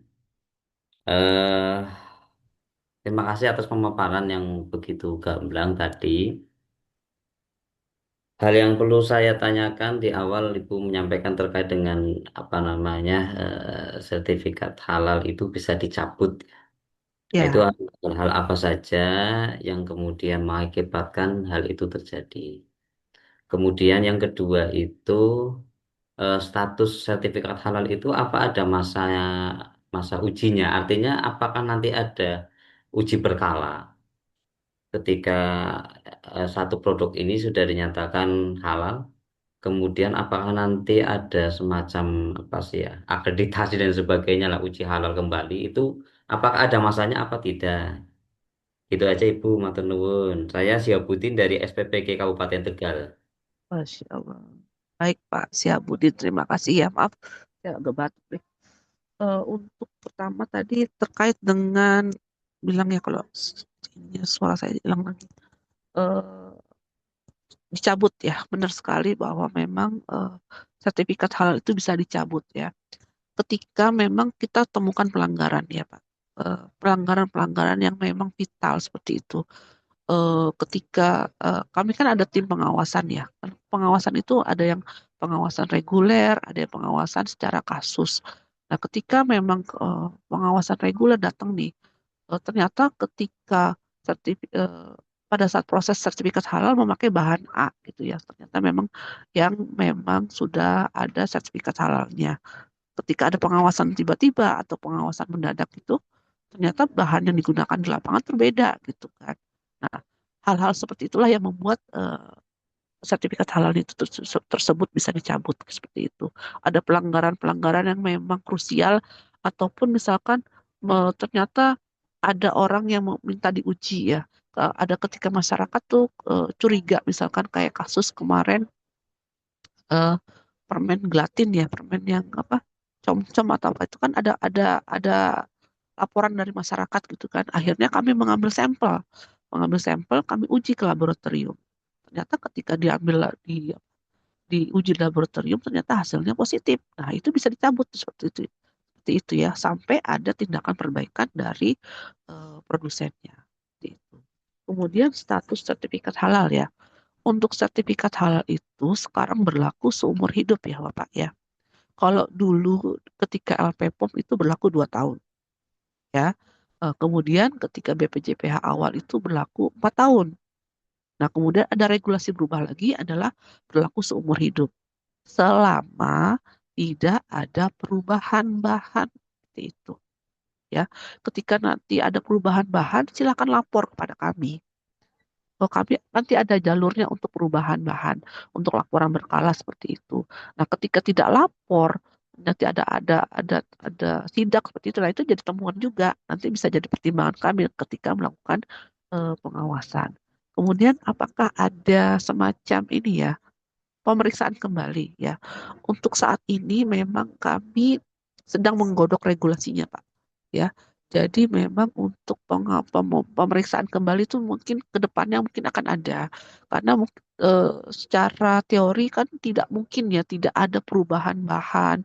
Jika memang sertifikatnya berlaku seumur hidup, kemudian tidak ada perubahan bahan, itu adalah sesuatu yang mustahil bagi apa bagi suatu usaha tidak ada perkembangan gitu ya. Nah, makanya kami sedang merumuskan suatu apa ya bagaimana untuk merumuskan untuk pemeriksaan kembali, tetapi perlu dipikirkan yang tidak memberatkan memberatkan pelaku usaha maupun memberatkan kepada LPH maupun memberatkan kami sendiri gitu. Jadi memang sedang dipikirkan caranya dan sedang disusun regulasinya seperti itu. Masih Berarti proses penyusunan. untuk poin yang ketiga tadi itu masih dalam proses penyusunan regulasi ya Bu ya. Iya, memang karena kan tidak mungkin juga kami melepaskan walaupun sertifikat seumur hidup tidak mungkin dilepaskan seperti itu ya. Mungkin lebih kepada pada saat ini karena memang belum ada pemeriksaan kembali, peninjauan kembali terhadap SJPH-nya, akhirnya mungkin pengawasannya mungkin diketatkan dari kami ya. Kalau dari kami itu kami sekarang punya pengawas itu di tiap kabupaten, Pak. Tiap kabupaten tuh kami punya 2 orang pengawas seperti itu. Diharapkan dengan tiap kabupaten ada 2 itu bisalah menjangkau tempat-tempat yang memang tidak terjangkau oleh pengawas pusat seperti itu. Mudah-mudahan bisalah gitu untuk mencegah terjadinya perubahan eh, perubahan bahan ataupun terjadi di lapangan lah seperti itu. Bagaimana Pak Sihabudin? Cukup Ibu, terima kasih. Baik, terima kasih. Oke, terima kasih Pak Syahabudin untuk pertanyaannya. Untuk selanjutnya kita beralih ke pertanyaan yang ditanyakan melalui kolom chat ya Ibu ya. Di sini ada pertanyaan dari Ibu Fairuz Salma Nurjihan. Karena ibunya tidak bisa buka mic, beliau bertanya apakah ada persyaratan minimum pendidikan dan pengalaman kerja yang ditetapkan untuk dapat diangkat sebagai penyelia halal. Silakan Ibu untuk tanggapannya. Bentar, tidak bisa melaksanakan tugas mendadak. Baik, ini dikembalikan lagi ya, maksudnya gini, ini dari SPPG-nya bagaimana menyikapinya ini, karena kan memang untuk menyelia halal itu kan ada, bisa kan tim ya. Nah, bagaimana nih dari kebijakan dari SPPG-nya, sejauh mana penyelia halalnya itu bertanggung jawab terhadap jalannya SPPG tersebut untuk memastikan proses produksi halalnya gitu. Ya, misalkan saya sakit tetapi saya punya tim loh. Saya yakin tim ini bisa melaporkan atau bagaimana sehingga walaupun tanpa ada penyelia tapi bisa tetap jalan seperti itu. Tetapi kan eh, kembali coba saya tanya dari SPPG biasanya itu apa namanya ketika tidak hadir seperti itu apakah ada apa ya? Ada catatan dari SPPG-nya nggak ketika memang harus hadir atau bagaimana? Kalau SPPG Bapak Ibu.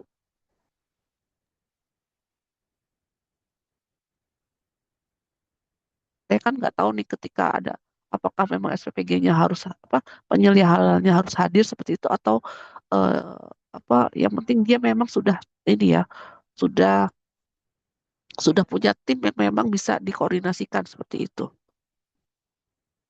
Mungkin ada Pak kalau Pak Sihabudin bagaimana Pak Sihabudin? Eh, Kita ya memang itu sepertinya kembali ke kebijakan SPPG masing-masing sih Bu. Artinya ya maksudnya beda-beda ya maksudnya beda-beda, karena ya itu tadi tujuannya ada tim itu kan supaya ketika ada satu yang berhalangan itu bisa dihandle sama yang lain. Toh apa namanya koordinasi itu kan tidak harus kemudian tatap muka dan sebagainya. Jadi tujuannya ada tim ya di situ sebenarnya. ya Jadi saya sendiri kalau saya sendiri sih pengennya ya kalau sakit keras minimal ada timnya lah ya seperti itu. Tidak harus ada tim. serta-merta SPPG-nya dihentikan juga. Mungkin Iya. bertahap ya, dilihat dulu bagaimana sakitnya, bagaimana dia dalam seminggu ini, apakah masuknya berapa kali. Tetapi ketika dia tidak bisa bertanggung jawab terhadap proses produksi halal ya, kalau kalau saya sih lebih baik ada penggantinya seperti itu. Karena kan tetap SPPG tetap harus jalan kan, seperti itu.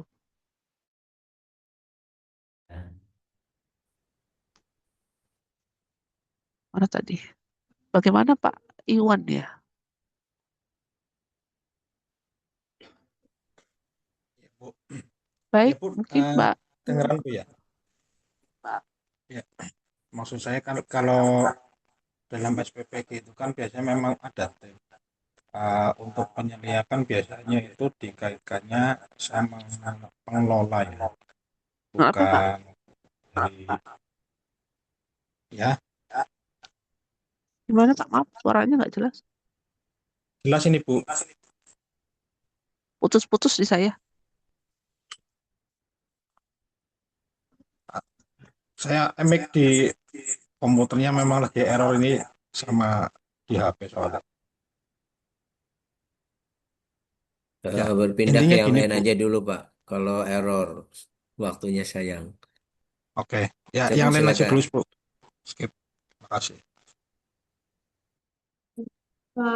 Mungkin Bapak Ibu yang lain ada yang ingin bertanya langsung? Izin bertanya, Ibu. Silakan. Assalamualaikum. Saya izin bertanya, apakah dari kita sebagai penyelia halal itu harus terjun langsung, misal kita menggunakan produknya ayam atau daging giling, ya Bu. Itu kita harus terjun langsung ke tempat produksinya, sedangkan untuk kita sendiri keterbatasan dari alatnya, misal dari daging gilingnya ya Bu. Kan kita beli dari luar. Nah, kita tuh harus memantau terjun langsung untuk ke tempat produksinya itu apa tidak untuk kita melihat secara kehalalannya. Terima kasih.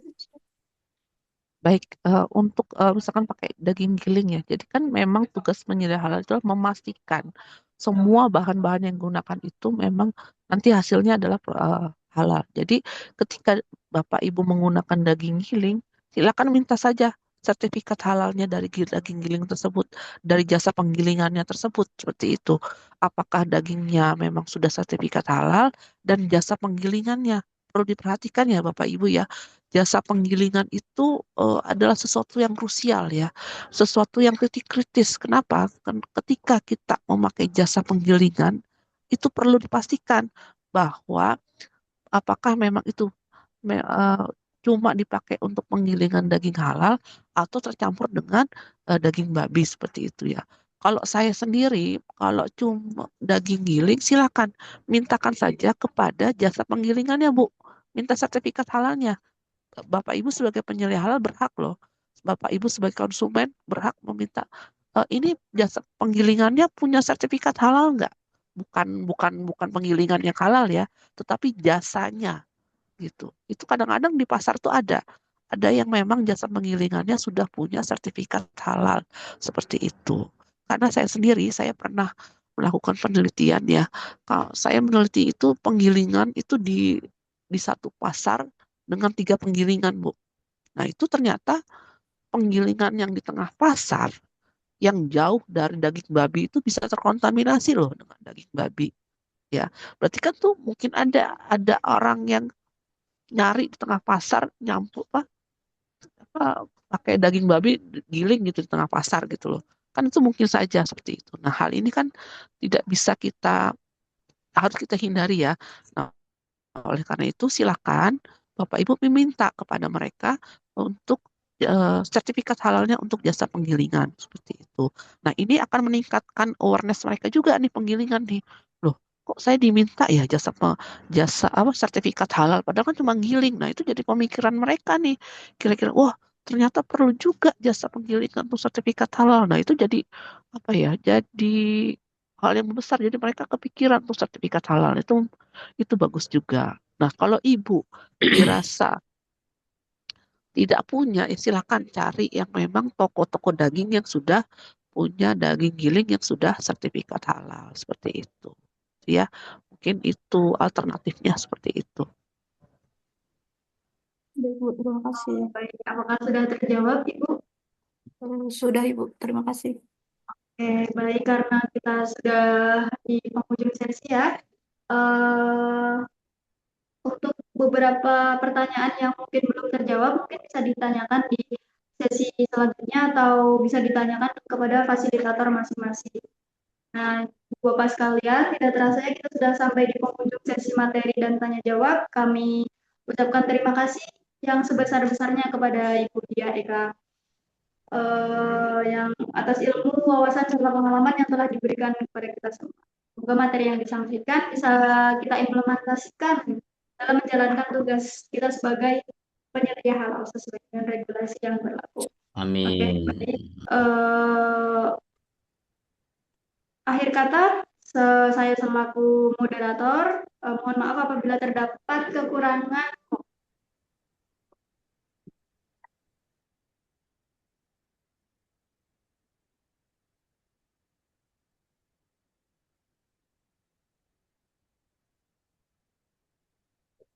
Oke, mungkin untuk Ibu Dia Eka, apakah berkenan untuk memberikan closing statement?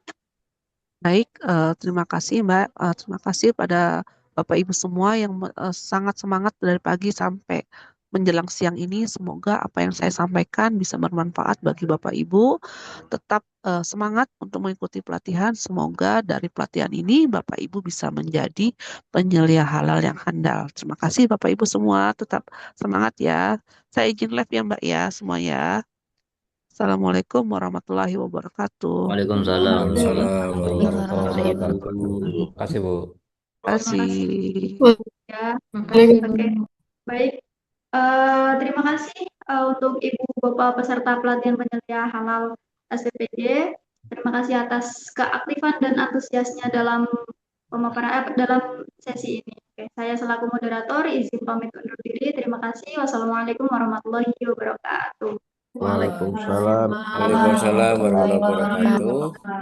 Terima kasih Bu Norma Elisa yang telah memandu jalannya diskusi bersama Ibu Dia. dari BPJPH. Nah, Bapak Ibu sekalian, materi selanjutnya kita langsung aja ya masuk ke materi yang kedua. Mudah-mudahan Bapak Ibu tidak lupa absen. Sudah absen semua ya Bapak Ibu yang tadi materi pertama? Sudah. Coba jika Sudah, Pak. masih ada. Oke. Sudah, Pak. Sudah. Nah, oke, alhamdulillah ya. Nah, Bapak Ibu sekalian, selanjutnya materi kedua kita adalah tentang sistem jaminan produk halal. Jadi Pak, Bapak Ibu, ini Pak, adalah mohon maaf izin bertanya, Pak Ausep. Itu silahkan Pak. absennya di mana ya? Sudah saya jelaskan pada saat orientasi. Bapak masuk ke link sistem dulu Pak. Oh, sudah, Pak. Nanti di situ ada Bapak klik materinya, tadi materi regulasi. Oke, oke, Coba oke. Bapak udah masuk belum Pak? Saya tadi buka, cuma saya nggak tahu itunya. Bentar, Kan Pak. dijelaskan pada saat orientasi. Oh, Nah, kemudian sudah ada, Bapak coba klik materi regulasi tadi Pak, ada nggak Pak kolom absennya Pak? oke, oke. Itu sampai bonek gitu. Kalau sudah tidak ada berarti sudah ditutup. Nah, berarti oke, sekarang untuk materi kedua, coba Bapak Ibu buka materi kedua, apa itu regulasi? Klik materi kedua regulasi, sudah ada muncul tanda absensi belum?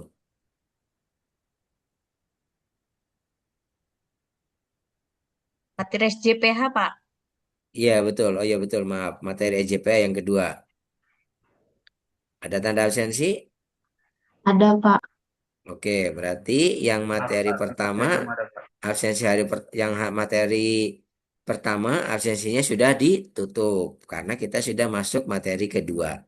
Tapi nggak apa-apa, Pak Sudaryanto, terlambat satu nggak ada masalah. Yang penting selanjutnya jangan lupa ya, Pak. Sekarang Ya, Bapak sudah bisa, Pak, masuk, Pak? Pak.